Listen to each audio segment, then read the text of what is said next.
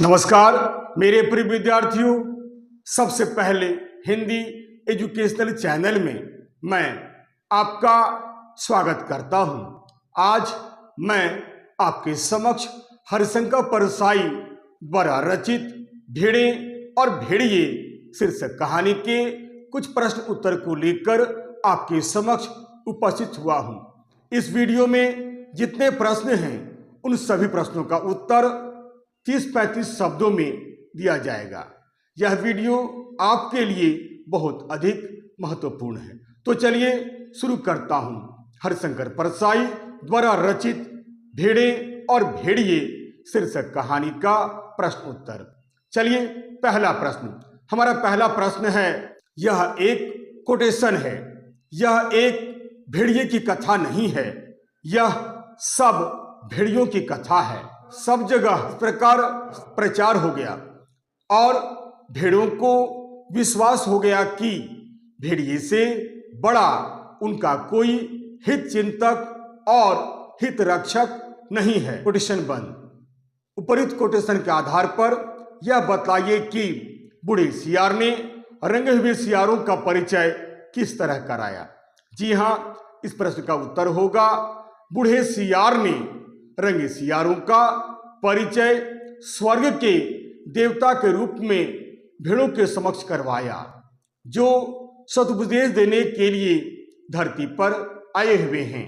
पीले रंग के सियार जहां विचारक हैं, कवि हैं व लेखक हैं, वहीं नीले रंग के सियार नेता तथा स्वर्ग के पत्रकार हैं। यही नहीं, हरे रंग वाले सियार एक धर्मगुरु के रूप में हमारे बीच आए हुए हैं। इस प्रकार बूढ़े सियार ने रंगे हुए सियारों का परिचय करवाया। आइए अब दूसरा प्रश्न। हमारा दूसरा प्रश्न है, एक कोटेशन है। मुसीबत में फंसे भेड़िए ने आखिर सियार को अपना गुरु माना और आज्ञा पालन की शपथ ली। दूसरे दिन बूढ़ा सियार अपने 3 सियारों को लेकर आया। कोटेशन बंद। उपर्युक्त पंक्ति के आधार पर यह बतलाइए कि भेड़िया किस मुसीबत में फंसा हुआ था। समझा कर लिखिए। जी हाँ, इस प्रश्न का उत्तर होगा, भेड़िया एक बहुत बड़ी मुसीबत में फंसा हुआ था। भेड़िए की मुसीबत का कारण यह था कि एक बार वन प्रदेश में पंचायत का चुनाव होने वाला था। भेड़ों की संख्या अधिक होने के कारण यह लगभग तय था कि भेड़ें ही विजयी होंगी। भेड़िए की समस्या यह थी कि भेड़ों का बहुमत हो जाने पर अगर उन्होंने कानून बना दिया कि कोई पशु किसी को न मारे, किसी को न सताए, तो वे क्या खाएंगे और कहाँ जाएंगे, क्योंकि उन्हें तो मांस खाने की आदत थी। जब वे मांस खा ही नहीं पाएंगे तो अपनी जान कैसे बचाएंगे। इस प्रकार भेड़िया एक बहुत बड़ी मुसीबत में फंसा हुआ था। आइए अब अगला प्रश्न। हमारा अगला प्रश्न है, भेड़िए ने सियार को अपना गुरु क्यों बनाया। समझा कर लिखिए। जी हाँ, इस प्रश्न का उत्तर होगा, भेड़िए ने सियार को अपना गुरु बनाया।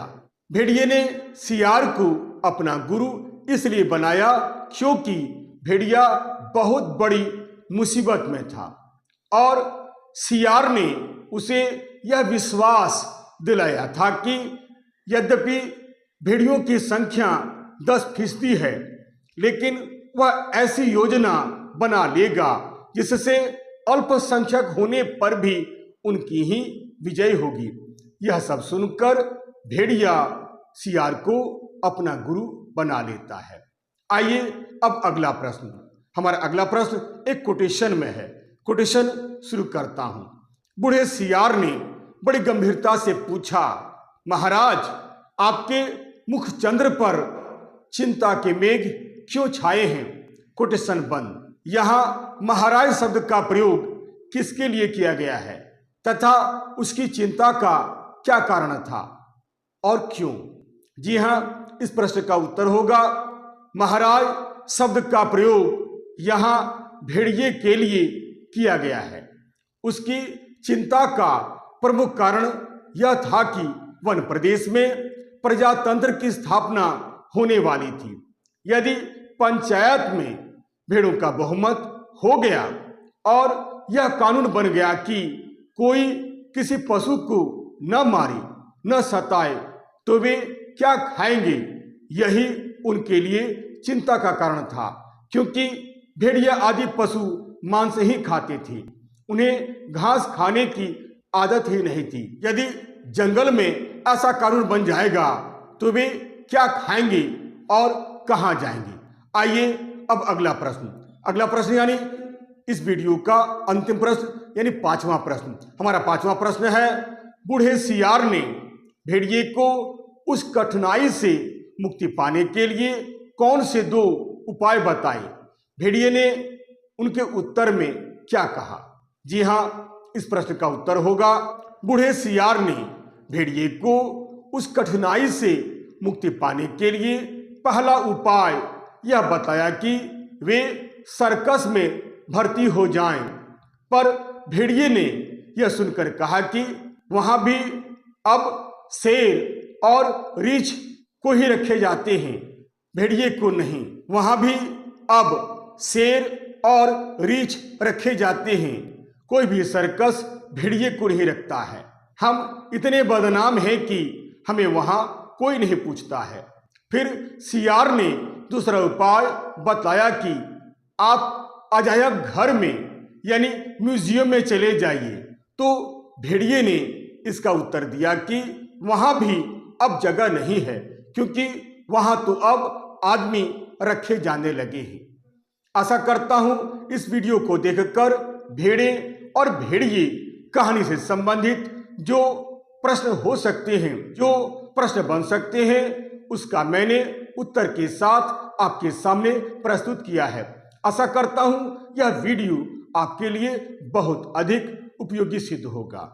यदि आपको यह वीडियो अच्छा लगता है, उपयोगी लगता है, सारगर्भित लगता है, तो आप इसे लाइक करें, शेयर करें और तो और सब्सक्राइब करना बिल्कुल नहीं भूलें। तब तक के लिए नमस्कार, धन्यवाद।